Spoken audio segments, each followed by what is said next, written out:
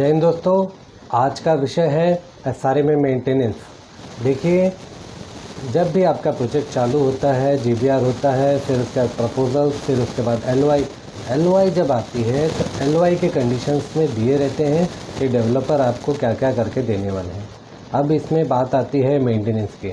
देखिए, डेवलपर उसमें कंडीशंस में दिया रहता है कि जितना मोटर इक्विपमेंट है, जितने इलेक्ट्रिक इक्विपमेंट्स हैं, ठीक है, मोटर, आपका लिफ्ट और जो भी कहते हैं इक्विपमेंट्स लगे होंगे, तो उसका मेंटेनेंस का एएमसी करता है। अब वो एलओआई के कंडीशन में दिया रहता है कि इट शुड बी 3 इयर्स और 10 इयर्स।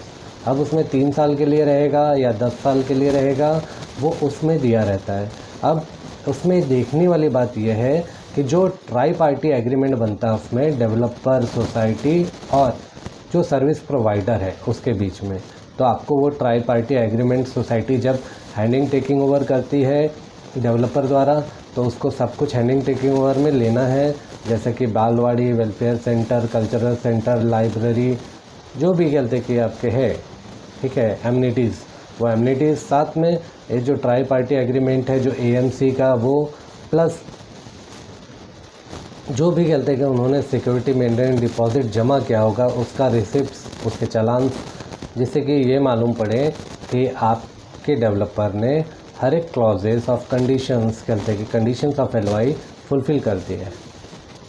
अब लोगों का ये कहना रहता है कि डेवलपर मेंटेनेंस देखेगा, डेवलपर 10 साल तक मेंटेन करेगा, लेकिन आपको समझने की ज़रूरत है डेवलपर 10 साल तक मेंटेन नहीं करता है। एज़ पर सर्कुलर DCR 1991 के हिसाब से डेवलपर को 20,000 रुपया पर tenement as a security maintenance deposit जमा करना पड़ता था, जो कि वह ओसी आने के बाद में एसआरए अथॉरिटी में एफसी डिपार्टमेंट को जमा कर देता था। अब क्या होता था, जो भी अमाउंट जमा है आपका पर टेनामेंट, उससे जो इंटरेस्ट, क्योंकि कैसा है, आपको एप्लीकेशन सोसाइटी को फाइल करना पड़ता है, जिससे कि आपके सोसाइटी के अकाउंट में वो जो पैसा जमा है उसका इंटरेस्ट पर मंथ आता है। अब वो इंटरेस्ट से आपको सोसाइटी का मेंटेनेंस चलाना है, जबकि DCPR 2034 के अनुसार अब वह अमाउंट बढ़ के 20,000 से 40,000 हो गया है। तो जो भी इंटरेस्ट उस अमाउंट का आता है, उस अमाउंट से आपको सोसाइटी का मेंटेनेंस चलाना है। अब आप उस अमाउंट को देखिए, वो अमाउंट है कितना और आपको इंटरेस्ट आ कितना रहा है।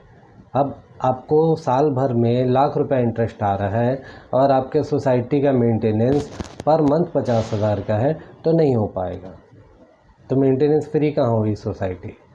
तो आपको क्या है, अलग से कलेक्शन करना पड़ता है हर एक टेनेंट को, और ये जायज़ भी है, क्योंकि जो DCPR या DCR में दिया गया है उस हिसाब से तो डेवलपर ने आपका सिक्योरिटी मेंटेनेंस डिपॉजिट जमा कर दिया, और वो डिपॉजिट 10 साल तक एसआरए के अकाउंट स्क्रॉल में रहता है, उसका इंटरेस्ट आपको मिलता रहता है, और 10 साल बाद आप उस अमाउंट को पूर्णतः सोसाइटी के अकाउंट में विड्रॉ कर सकते हैं by giving the application to the SRA authority. अभी नया सर्कुलर भी आ गया है, शायद कहते कि आप उसको आपकी सोसाइटी गठित होने के बाद भी कहते कि आप उसको विड्रॉ कर सकते हो। वो हम आपको उस सर्कुलर के बारे में बताएंगे। फ़िलहाल ये जान लेते हैं कि जो भी अमाउंट सिक्योरिटी मेंटेनेंस डिपॉजिट जमा हुआ है उसके इंटरेस्ट से ही कहते कि सोसाइटी को चलाना है, वही कहते कि मेंटेनेंस डेवलपर द्वारा जमा किया गया है एसआरए अथॉरिटी में। अब इसी को बोलते हैं हम, अरे मेंटेनेंस फ्री है, लेकिन कैसा है, मेंटेनेंस फ्री नहीं है, उसका पैसा जमा किया गया है।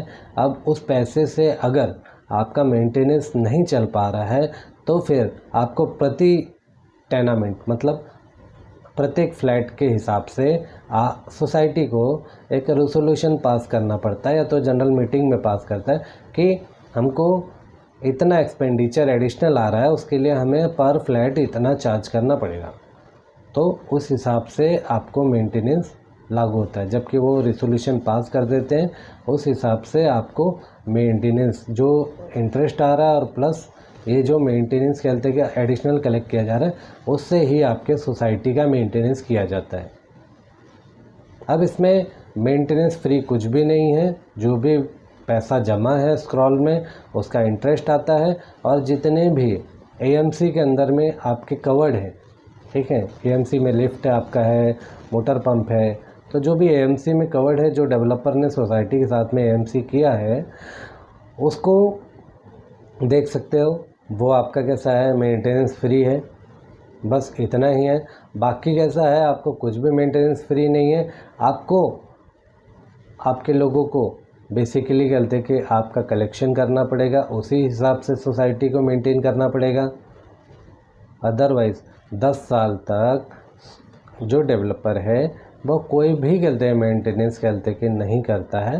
वो सिर्फ जो सिक्योरिटी मेंटेनेंस डिपॉजिट है, जो अमाउंट तय किया गया है पर व्यक्ति, पहले 20,000 था, अब 40,000 हो गया, तो 40,000 के हिसाब से एसआरए अथॉरिटी को एज़ पर ओसी जमा कर देता है। उसका आप रिसिप्ट कहते सोसाइटी लेके रख सकती है, और उसी के इंटरेस्ट से सोसाइटी को चलाया जाता है। अगर नहीं चल पाती तो एडिशनल कलेक्शन टेनेंट द्वारा किया जाता है। बाकी सोसाइटी में कोई भी कहते हैं डेवलपर द्वारा मेंटेनेंस फ्री नहीं किया जाता। हाँ, यदि कोई सोसाइटी ऐसी हो जिन्होंने डेवलपर से पहले ही कंडीशंस रखे हो और उनके द्वारा एक एडिशनल फंड डिमांड करके रखा हो सोसाइटी के अकाउंट में, तो फिर उनके बेनिफिट होता है। ये सोसाइटी की जिम्मेदारी है। अगर आप सोसाइटी आप काम कर रहे हैं, लोगों के काम कर रही है, झोपड़ी धारक के लिए काम कर रही है, तो वह ये कदम उठाती है। लेकिन अगर वो आपके लिए नहीं काम कर रही है, वो खुद के लिए काम कर रही है, तो ऐसे कदम वो नहीं उठा पाते। एक अच्छा विचारधारा रखने की ज़रूरत है। यदि अगर कोई भी सोसाइटी में काम कर रहा है, उसे हर एक टेनामेंट, हर एक फ्लैट के बारे में सोचना पड़ेगा, जिससे कि आपका प्रोजेक्ट पूर्णतः पूर्ण हो पाए। जहाँ तक कि मेंटेनेंस फ्री की बात है, मैंने आपको बता दिया, वही 20,000 या 40,000 रुपये जो भी DCPR में आपकी LOI इशू है, उस हिसाब से डेवलपर को जमा करना पड़ता है। उसका इंटरेस्ट से ही कहते कि आपके सोसाइटी का खर्चा चलता है। अगर नहीं चल पाता है तो एडिशनल पर टेनामेंट कलेक्ट करना पड़ता है। और जो भी आपके AMC में इक्विपमेंट्स है, वो AMC में वो डेवलपर उसका AMC ट्राई पार्टी एग्रीमेंट कर देता है, तो उस हिसाब से वो चलता रहता है। बाकी देखिए, बिल्डिंग की लाइफ होती है, तो बिल्डिंग की लाइफ तो कैसा है, कोई भी बिल्डिंग 10 साल में गिरेगी नहीं, ठीक है। तो बिल्डिंग की लाइफ होती है, उसके लिए अगर आपको ऐसा लगता है कि 1 साल 2 साल में ही अगर कहते कि स्लैब्स गिर रहे, तो आप उसका कंप्लेंट इंजीनियर डिपार्टमेंट को कर सकते हैं। तो आप जान गए होंगे कि जो भी SRA के प्रोजेक्ट्स हैं, वो कोई भी कहते के मेंटेनेंस फ्री नहीं है।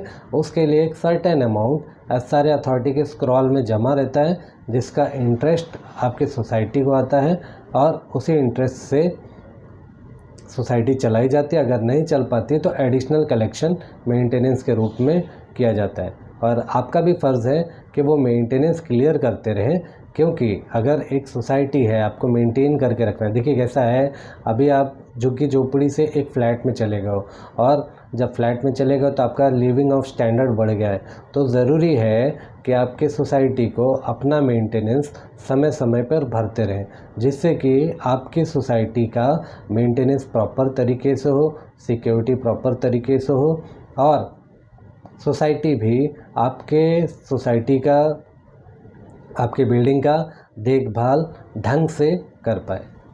ये आपका फ़र्ज़ है एज अ टेनेंट। बाकी सोसाइटी आपके कहते बिल्डिंग और आपके कहते कि जो सिक्योरिटी, सेफ्टी, ये सब उनका फ़र्ज़ है, वो करते रहते हैं। बस आपको ज़रूरी है कि जानना कि भाई ये कलेक्शन जो आप कर रहे हो, ये किस चीज़ के लिए कर रहे हो, ये आपको जानना ज़रूरी है। क्योंकि हर एक चीज़ आप जब जानते हो, तभी आप उसके बारे में पूर्णतः कहते कि काम कर पाते। तो आपने जान लिया होगा कि आपकी सोसाइटी मेंटेनेंस फ्री नहीं है, उसका पैसा SRA के स्क्रॉल में जमा है, उसका इंटरेस्ट आपकी सोसाइटी को मिलता है, जिसको सिक्योरिटी मेंटेनेंस डिपॉजिट कहते हैं, और बाकी AMC जो होगा AMC में कवर होता है। चलिए, आपने जान लिया सिक्योरिटी मेंटेनेंस डिपॉजिट के बारे में, मतलब मेंटेनेंस फ्री के बारे में जान लिया। तो आज का विषय यहीं पे समाप्त करते हैं। हमसे जुड़े रहिए। जय हिंद, जय भारत।